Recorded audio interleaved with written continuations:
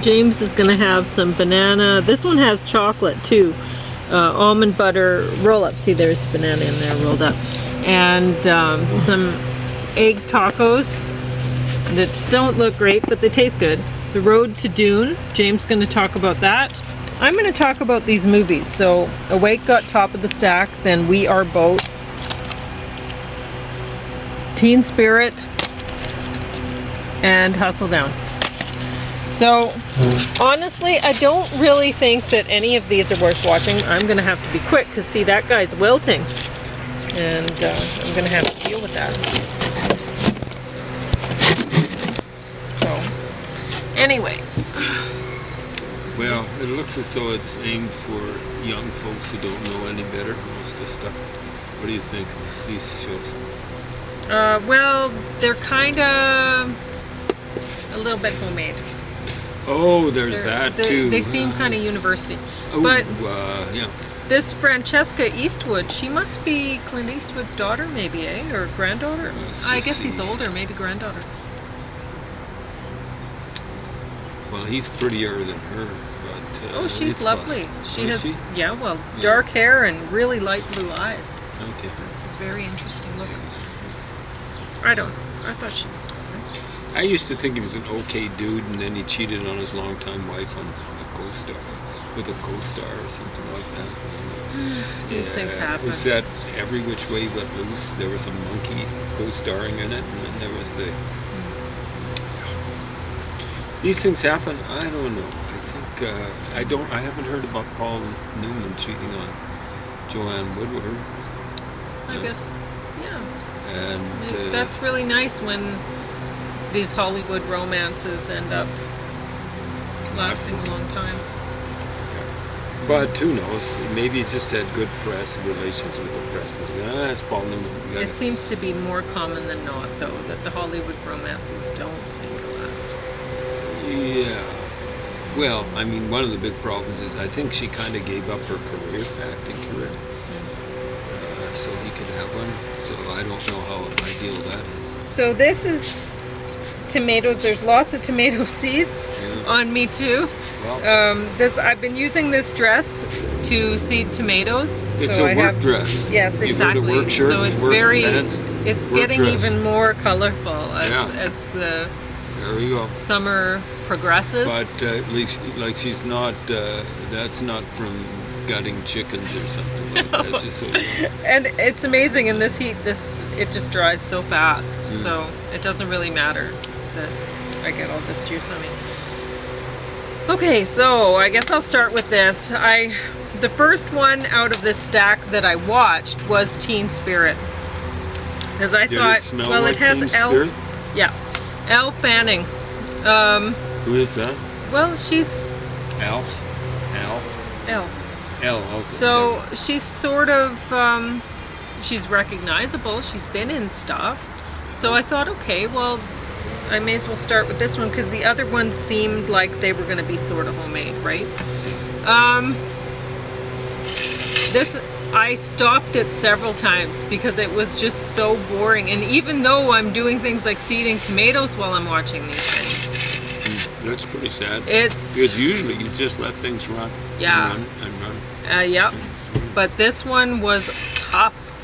I thought when it started out, I heard, like before I pressed play on that opening screen, I could hear that Orbital's Halcyon and On you were was enthused playing, and I about was the like, music. oh wow, this is a part of the movie. It's going to be great. No, there was a lot of music in this because it was about music. So it was about a young teenager, 17-year-old, who enters. She really wants to be a singer. She enters a contest called Teen Spirit. It's a show like American Idol or whatever. And for a while there, it seems like it's not going to work out for her. Spoiler alert, it does. It eventually does. There you go. I mean, it's just so predictable and really boring. It doesn't really have a story. It's just this girl singing and singing and singing. And honestly, yeah, she has a nice voice, but not nice enough to do the that Annie Lennox cover. Just, In other words, you it's may not like strong to enough? yeah, you may like to sing Annie Lennox songs, and you may think, wow, you know, I hit the notes and whatever. Okay, if you're not going to cut Annie Lennox, don't do it. Don't do it on a show. Yeah. And she didn't.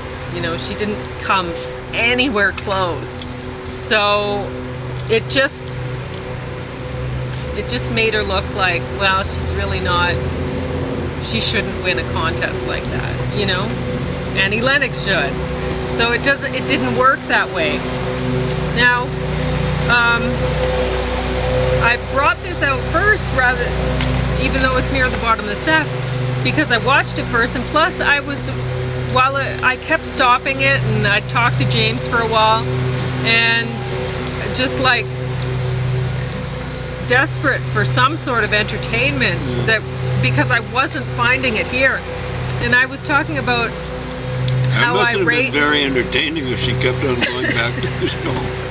how I rate. We can't be on there, You know, at our when peak all the time. when I remember to or whatever, I'll rate the movies at the library, because these are library movies and they have a star system. You could rate a movie from 0.5 stars to 5 stars. And this is the one where you raised the point. This is when I raised the point. I was like, you know, the library shouldn't be 0.5 to 5. It should be -5 to 5. To plus 5. Because Now there I are know some how bad movies this show was. when you're just sitting there going, this is wasting my time so much, and you're just agonizing over having to get to the end of it or whatever. This was awful. Wow, was this awful. So I gave this a 0.5 stars, but you know, I was thinking -5. No, negative And 0.5. it wasn't on the bottom of the stack. Oh my gosh, this was unwatchable, so bad. Nobody should watch this. Terrible. It Hustle looks like down. a home movie or something. It's so bad. A woman with duck lips. I don't know. It has an Asian woman that I've seen in stuff before that is really bad. She's a terrible actress, and With blonde hair. she's way too thin. Yeah. And Blonde curly hair. Doesn't quite look natural. no. Asian women never look good with blonde hair. I It looks don't know kinda why bad. they do it. Only one thing worse none is should. K-pop bands with blonde hair. Boy bands. That probably looks bad too. That looks awful. But honestly, it's a very bad look, and I don't want to say what it looks like, because I don't want to offend Asian people, but it emphasizes the mongoloid features that you would expect a blonde person. The only connection you're making is one direction. If you're an Asian person, don't go blonde. Oh my gosh, don't go blonde. You do not look good. You look beautiful with dark hair. Anyway, Awake. So this one's a police drama, and it surprised me. I didn't know what was going on. I actually thought this might go one way, and it went a different direction. Well, So it's tough I to like fool being Pauline. surprised. It's about 99.4% getting the plots right. So Me, it's the other way. 0.6% getting the plots right. yeah, That's impressive. we are both. This one, they had an interesting idea for a story, and they weren't really able to flesh it out as well as one would hope. For one thing, the ending, I guess it's felt like the writer got a bit tired and didn't know exactly how to end this properly. The ending wasn't great. Another thing, the actors, a couple of them in particular just weren't up for it. And maybe the director should have noticed and said, we got to do a retake on that, or whatever. Because, like, for one thing, when the young woman says, I have a brother, or whatever, it did not seem authentic, when, you know, or whatever, when she was forced to emote in one direction and it didn't, she was not capable. So anyway, that's all I have to say. It was an interesting enough idea and worth doing, I think. So I would cut the stack here and say, if you're seeding tomatoes or something, maybe so. They're not the worst movies in the world, but the bottom ones, they might be. They might be the worst movies ever made. So these people's noses look as though they might be real. Maybe this woman's nose may be real. This woman's nose and lips, they look as though a Hollywood plastic surgeon was working on it. Yeah, well, it's interesting because the beautiful woman in this, who was, well, there are lots of beautiful women, I suppose, but anyway, the main character in this one, she's a prostitute, or was a prostitute in this story, and she reminded me of the best friend I had from high school that became a prostitute, so that's funny. Fascinating. Okay. Yeah, so James is going to talk about the road to Dune now, and it looks like he's getting started on Dune. Yeah. So. Okay, so I'll start with Dune because I'm starting on it. Okay. That isn't the women's version of it. It's not the hers version. I think that stands for her. Yeah, Where did this come from? Oh, it's right up here. I From picked it on Cardston. it. Cardston. Thank you, Cardston. Now that for shocked letting me. that. I remember This one came from Pincher Creek. Yeah, that doesn't shock me so much. I'm amazed that they have this in Cardston. It's like sci-fi. Are these people like gods? Yeah, there's. I don't know. Yeah, there's some weird stuff in there. But it's kind of a little. Well, it's not what I expect from a Mormon town. I think, for example, Cardston is one of the few towns in Alberta, especially of its size, that is a dry town. So no bars there. Of course, I'm sure there are tons of people who drink beer, even more potent. There we go. I think I'm focusing on James now, because I may as well, since you're doing the talk right now. So I finished the road to Dune a couple of days back. Caught on tomato. Hopefully you didn't knock any fruit I off. did all that earlier today. But here I am. You know, it used to be, before I started getting a little bit old and my treatments started to make me a little bit snoozy. I used to be able to go through the equivalent of 4 200-page paperbacks a day, equivalent. Right? When I say the equivalent, I can't go through languages other than English at nearly the pace I can go through English stuff. And really, when it comes to actually reading languages other than English, I really can't read stuff. I'll say I be studying a language or whatever for reading. It's basically only German, Dutch, French, and I suppose Afrikaans. And you might say, well, that's just Dutch. There are differences. There are differences. If someone who had just learned Dutch secondhand sat down with Afrikaans, they'd have a little bit of trouble understanding what's going on. There's a lot of abbreviation in it, stuff like that. Not really abbreviation, but endings are dropped off and stuff like that. That's incidentally a technical linguistic term, stuff like that. Just so you know, or don't know. Anyway, I'm only 54 pages through this, and this is maybe 3 days, maybe. of trying to struggle through it.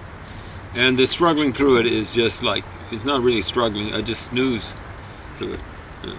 I'll be drifting off and then go, where did I leave off on that page when I wake up like 15 minutes later? And I find I generally drift back to about 1/3 of the way through the page. And then I realize when I get to about 1/3 of the second third of the page that I'd already got through that.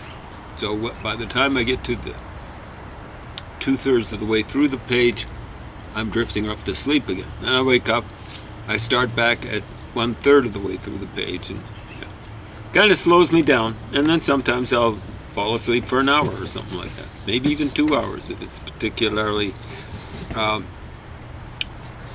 unthrilling passage. But here we go.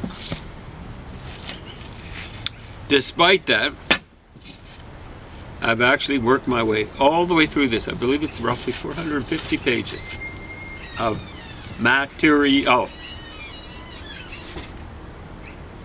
Let me just see. 436. I believe there might be a little bit of front matter here.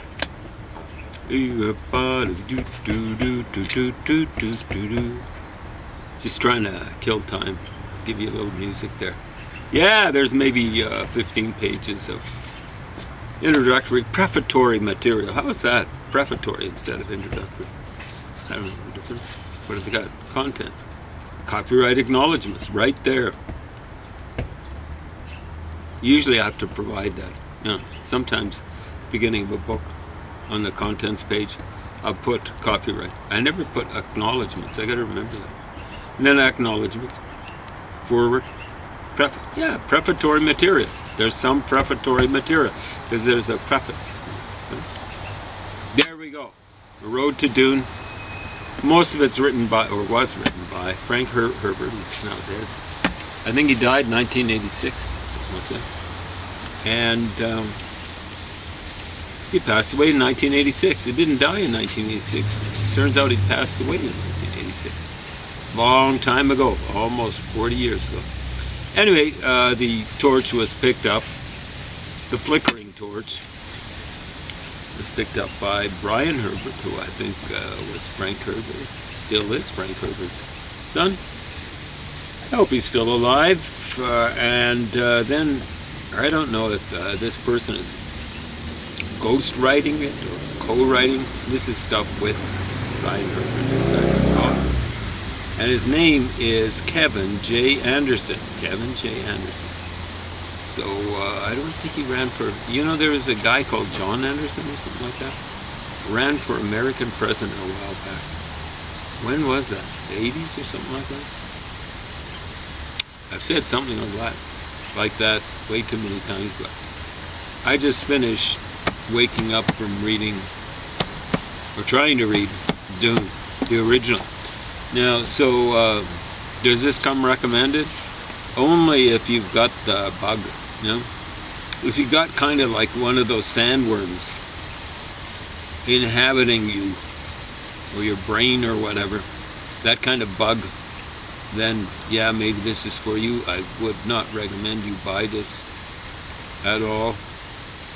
But maybe get it out of the library if you've got a friend, for example, who highly recommends the book. I'm not going to highly recommend it. But, yeah, if you like sci-fi, maybe. But this is like more like fantasy than sci-fi. But hard sci-fi, I don't run. People talk about hard sci-fi, and I go, yeah, is there such a thing? I think maybe Isaac Asinine. How could I make a mistake like that? Asinine means like a donkey. But Isaac Asimov, I think he's supposed to be hard sci-fi. But this is more like fantasy stuff, kind of in space. What I'm going through, when I'm going through Dune now, is I'm taking Pauline's recommendation, 10 minutes? Yes. 10 minutes. Wow. Are you going to be able to talk for 10 minutes? Oh, you bet. I always can. I flap my gums, maybe not creatively, but fairly effectively in the sense of filling out time, or at least I get that impression from it. The best reaction I ever got to one of my spiels was out on a walk, a hike. It was a real hike in Waterton. It would have involved 24 clicks. So we were getting well past the halfway mark. In the afternoon, coming back on Snowshoe Trail, we'd gone up Blackiston Creek Trail, whatever it's called, and a little bit of Tamarack Trail, about 4 clicks of that, 5 maybe, and then back 10 clicks on Snowshoe, maybe a little extension, and all the way to Twin Lakes. And we met a couple of people on horses. And one of them was in uniform. I think he was actually lugging a bit of heat on his hip and stuff like that. So he was a warden maybe. And the other one was an assistant or something. Anyway, I was jabbering a little bit, but actually not as much as I did some other people. And the people I was talking to were very, very diplomatic. They weren't yawning. But the one horse I was standing right next to, got almost face to face, because I was talking to the guy, the warden, the horse. The horse's face was kind of almost in the way. And all of a sudden, the horse lays on the biggest yawn I've ever seen, aside maybe from a hippo in a zoo. And it must be boring to be a hippo in a zoo. But maybe I haven't even seen that in the zoo, but maybe on a nature show or something like that. So, yeah, it was, the horse didn't have halitosis, thank heaven. But I got the message pretty quick. That yawn said to me and my buddy horse here and our riders are getting really bored, and I'm giving you the message loud, not loud, but very clear. So, yeah. Sometimes I flap my gums, maybe most of the time I flap my gums too much. Bear with me, or don't bear with me, I don't care. Anyway, Pauline recommended I make a list of all the stuff that I figure out or don't figure out. So in my bookmark, I used to do this with Charles Dickens, with English vocabulary. Now I'm looking at mainly a personal and place name. But there are other names of organizations. So Paddy Shaw, where's that from? You know, well, that's, I believe, Arabic. It'd be something like Emperor Paddy Shaw. So it's a special type of Shaw. Yeah. So that one I figured out right away. I looked that one up. Carthage. Well, in one of the preliminaries to Dune or something like that, or outtakes for Dune, he has Carthage, so he left the E off. Carthage, I guess is how you'd say that. Believe me, Carthage is not how it was pronounced by the natives of Carthage way back in the day. Other ones, Bene Gesserit or Gesserit. Bene would be Latin for good. There's a lot of Latin stuff in here. It's a strange mixture of Latin or Roman stuff, and then here's Bashar, or Bashar, probably Bashar, but I'm not sure. That strikes me as being very Arabic. I've kind of forgotten what that would mean. It's actually a personal name for male name. There's Arakin. I'm wondering if that's named after a place on the coast of Burma, on the west coast. I'm going to have to check that out. Gesserit, I can't guess what that would mean. Paul, I just put that in there, name of an important character. I think he was kind of the hero of the Dune movie and this book here, The Young Pup. That just means little, so maybe that's intentional. It's, of course, comes from the Latin. Or maybe there's no of course about it. Maybe people don't realize that. Paul. I wonder if it's related to paucity. Maybe, maybe not. Maybe check it up. Maybe check it up for me. Maybe get in touch with Paul and tell him. What are some of the other things in here?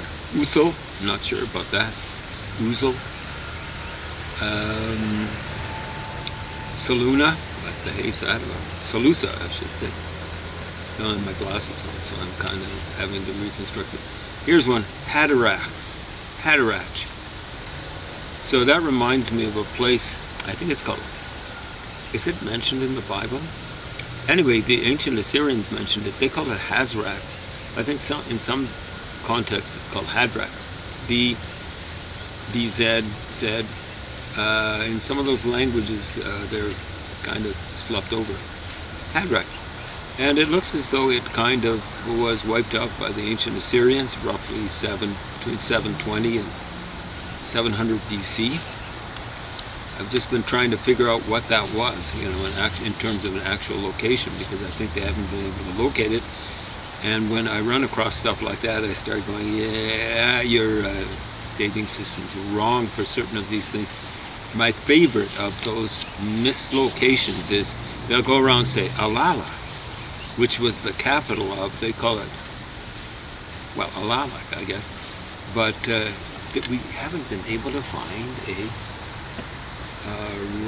like a chancellery record or something like that, a place where they had kept royal documents, diplomatic documents, economic documents and stuff like that. I didn't even find it for Al-Alak in the last stage of its existence. It got wiped out, they figure, around 1200 BC, 1150 BC or whatever. I think the general received opinion right now, I'm not going to call it wisdom, is that it was wiped out by the sea peoples. Yeah. Okay, then there's a place that it's just kind of in the same plane. So I don't know how many miles away it is from Alalak or Alalak. Alalak was excavated, I think most famously, I wouldn't say infamously necessarily, by Leonard Woolley, who excavated Ur of the Chaldees, most famously. I'm sure other people worked away. But the other place is a place that was wiped out by the Assyrians. So both these places came to a sudden end. 1200 BC, roughly. And another one, roughly 700 BC. You'll notice the time difference, roughly 500 years. I'd maintain it's roughly 480 years, and that's the trouble. That's the period that's kind of in the inflated, accepted Egyptian chronology, roughly between 1200 BC and 700 BC. It's what they call in many of these places a dark age, like in the middle of Turkey, roughly 400 years. Akurgal, who was head kind of archaeology for a while in Turkey, maybe in the first half of the 20th century, mid-20th century. I can't find a stick of evidence for any urban location in the middle of Turkey, in the Turkish plateau, for 400 years. So it's in this 500-year period. That's interesting. Dark Ages like that. And the Dark Ages in Europe, but there were urban centers. It's a different kind of Dark Age. So I maintain. Anyway, the name of this place that's in the same plane as Alalak or Alalak is called Kalma. Kalunia, Kunalia. Those are two different readings for it in the Assyrian annals. Get used to ancient languages and the way they messed around